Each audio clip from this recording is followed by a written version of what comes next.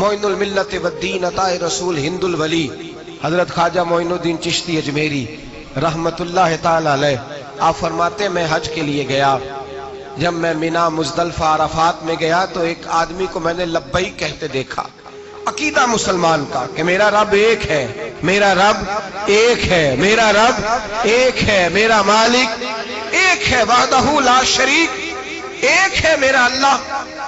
فرماتے میں نے اس شخص کو دیکھا لبیک لبیک لبیک پکارتا، وہ آدمی جب لبیک کہتا تو جواب آتا لا لبیک، تو غیر حاضر ہے، وہ پھر کہتا میں حاضر ہوں، پھر آواز آتی تو غیر حاضر ہے۔ حضرت خواجہ معین الدین اجمیری علیہ رحمہ فرماتے ہیں میں نے مجمع سے بازو پکڑ کے باہر نکالا اور میں نے کہا بھائی تجھے پتہ ہے جب تو لبیک کہتا ہے تو جواب آتا ہے لا لبیک، تو غیر حاضر ہے، تجھے پتہ ہے؟ آپ فرماتے ہیں وہ رو پڑا، کہنے لگا معین الدین مجھے پتہ ہے۔ میں نے کہا اچھا؟ کہنے لگا حضور 24 سال بیت گئے، میں ہر سال حج کرنے آتا ہوں، یہ میرا 24واں حج ہے، اور ہر سال آ کے کہتا ہوں لبیک لبیک، میں مصطفیٰ کریم کا وسیلہ لیے حاضر ہوں، لبیک لبیک۔ یہ بے نیاز ہے، ہر سال مجھے کہتا ہے لا لبیک، نہیں تو غیر حاضر ہے، ہر سال کہتا ہے۔ خواجہ صاحب فرماتے ہیں اس کی بات سنی تو میرے وجود کے رونگٹے کھڑے ہو گئے۔ میں نے کہا پھر تو ہر سال آ جاتا ہے، ہر سال ہی آ جاتا ہے، 24 سال ہو گئے ہر سال۔ تو فرماتے اس نے توحید بیان کی تو میری چیخیں نکل گئیں، میدان عرفات میں کھڑے ہو کے اس نے توحید کا اعلان کیا تو میرا وجود تڑپنے لگا، آہیں اور سسکیاں نکلنے لگیں۔ کہنے لگا معین الدین ایک ہی تو رب ہے، یہاں نہ ہوں تو کہاں جاؤں، تو کوئی اور رب بتا دے میں وہاں چلا جاتا ہوں، جب ہے ہی ایک آنا ہی اس کے دروازے پہ، رکھے تب بھی ٹھیک ہے، نہ رکھے تب بھی اس کی بے نیازی ہے یہی، کہاں جاؤں، کس کے دروازے پہ جھکوں، یہی میرا مالک، یہی میرا خالق، یہی میرا رازق۔ خواجہ صاحب فرماتے ہیں میں وہاں کھڑا تھا، حاطف غیب سے آواز آئی معین الدین تو پیچھے ہٹ جا، یہ میرا اور میرے بندے کا معاملہ ہے، تو اس کے بیچ نہ آ، اگر میں نے ایک دفعہ بھی کہہ دیا کہ تو حاضر ہے تو یہ اگلے سال آئے گا نہیں، مجھے اس کا آنا پسند ہی بڑا ہے۔ 24 سال ہو گئے، جس کا بھی حج قبول فرمایا ہے اس کی لبیک کی برکت سے قبول فرمایا۔ تو بھائی یاد رکھیں اور سمجھیں، توحید یہ ہے کہ میں تیرا ہوں، اے اللہ میں مالک میں تیرا ہوں، میں کدھر جاؤں۔ میرے اعلیٰ حضرت فاضل بریلوی رحمت اللہ علیہ کے والد گرامی بڑی خوبصورت بات فرماتے مجھے دعا مانگنے کا طریقہ میری بیوی نے سکھایا ہے۔ حضرت کس طرح؟ فرمانے لگے ایک دن مجھے اس نے کوئی کام کہا، کوئی ضرورت گھر کی بتائی، تو میں نے کہا میرے پاس پیسے نہیں ہیں، کچھ دنوں میں دے دوں گا۔ عورتوں کا مزاج ہوتا ہے، گھر کے کام انہوں نے بتانے ہوتے۔ پھر 2-4 دن کے بعد کہنے لگی حضرت وہ ایک کام کہا تھا، آپ فرمانے لگے ابھی جیب میں پیسے نہیں ہیں، ذرا آتے ہیں تو کچھ کر دیتا ہوں۔ 2-4 دن کے بعد پھر عرض کرتی ہوں حضور وہ میں نے کچھ گزارش کی تھی، آپ فرماتے مجھے غصہ آیا، ناراض ہوا، میں نے کہا تو بار بار کہتی رہتی ہے، تجھے بتایا تو ہے، ابھی میرے پاس پیسے نہیں، کہیں سے آتے ہیں تو دے دوں گا۔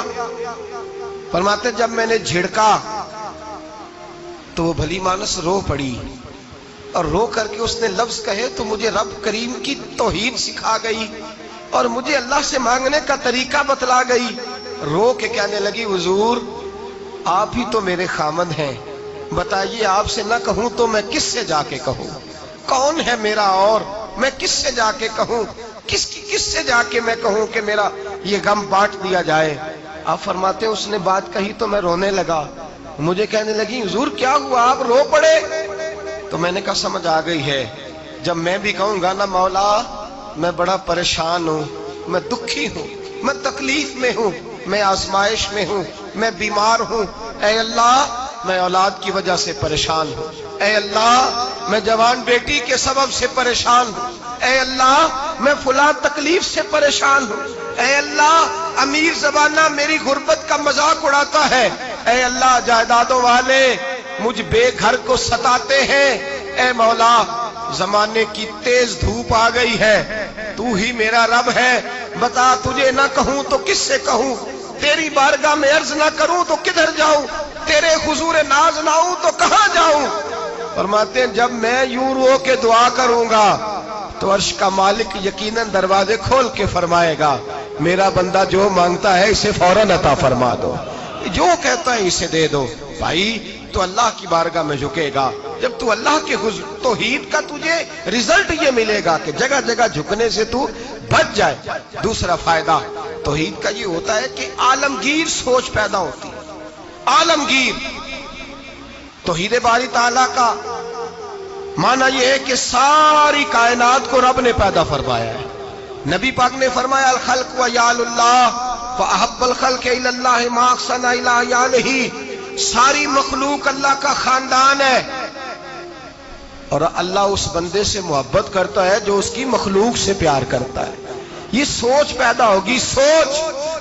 جب تو اللہ تبارک و تعالیٰ کی توحید کو مانے گا تو پھر تیری توجہ جائے گی کہ تیرے نبی پاک نے فرمایا ہے سارے انسانوں کو اللہ نے بنایا ہے، کوئی اجمی نہیں، کوئی عربی نہیں، کوئی گورا نہیں، کوئی کالا نہیں، کوئی اونچا نہیں، کوئی نیچا نہیں، کوئی غریب نہیں، کوئی امیر نہیں، ایک ہی صف میں کھڑے ہو گئے محمود و ایاز۔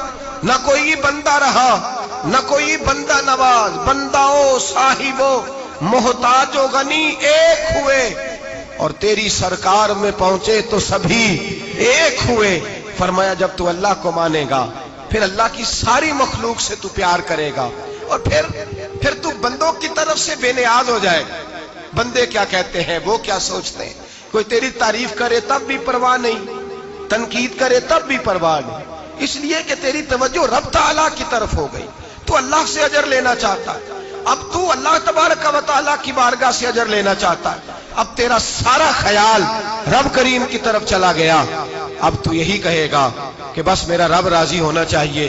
تو مخلوق سے پیار کرے گا، تو چھوٹے چھوٹے لوگوں سے محبت کرے گا، تو اشک شوئی کرے گا، غریب پروری کرے گا، اس لیے کہ تو سمجھتا ہے ساری مخلوق اللہ تبارک و تعالیٰ کی پیدا کردہ ہے، میں نے پیار کرنا۔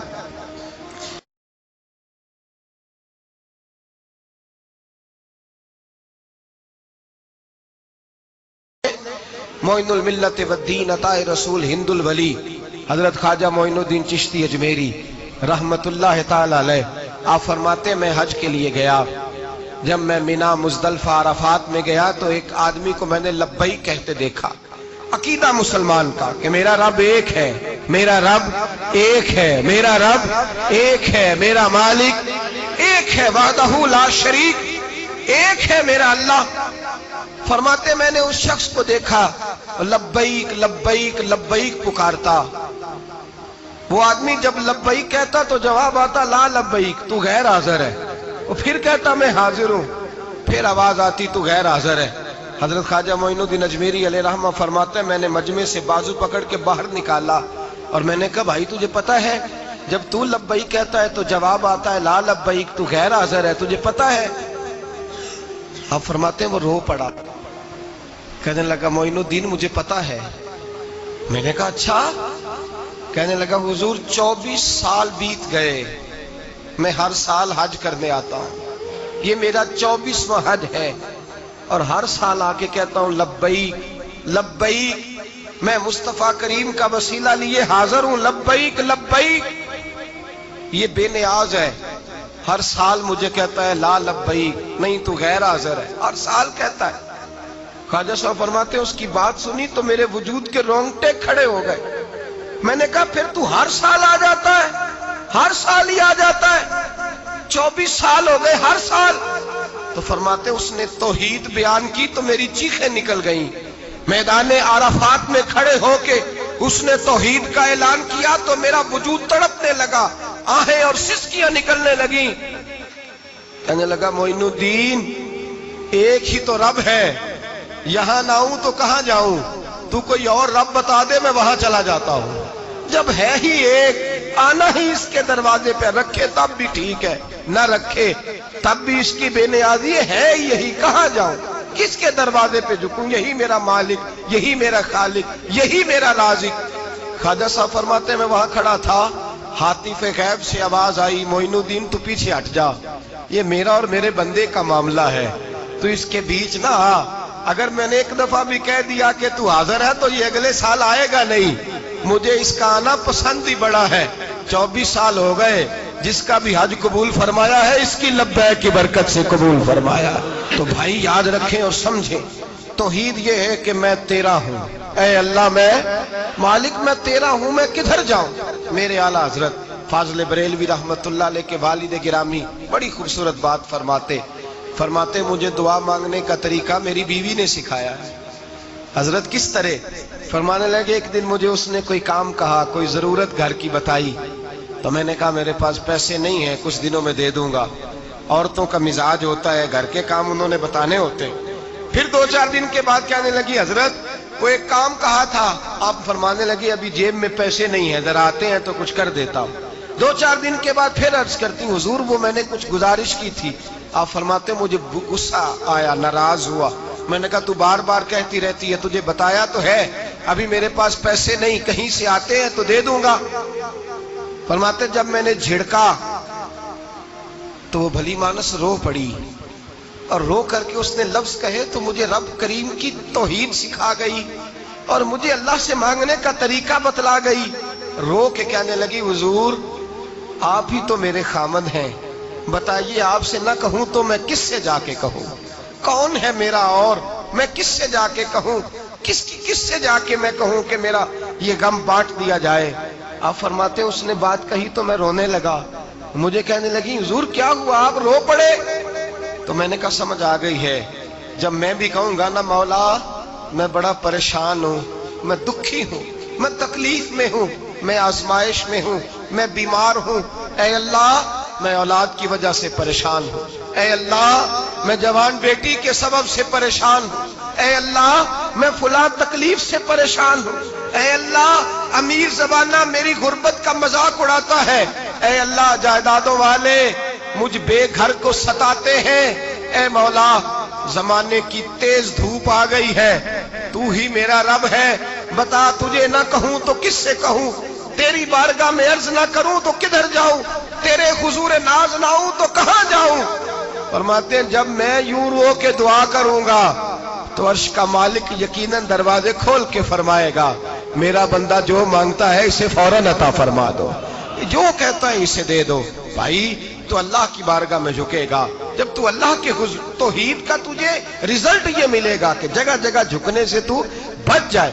دوسرا فائدہ توحید کا یہ ہوتا ہے کہ عالمگیر سوچ پیدا ہوتی ہے۔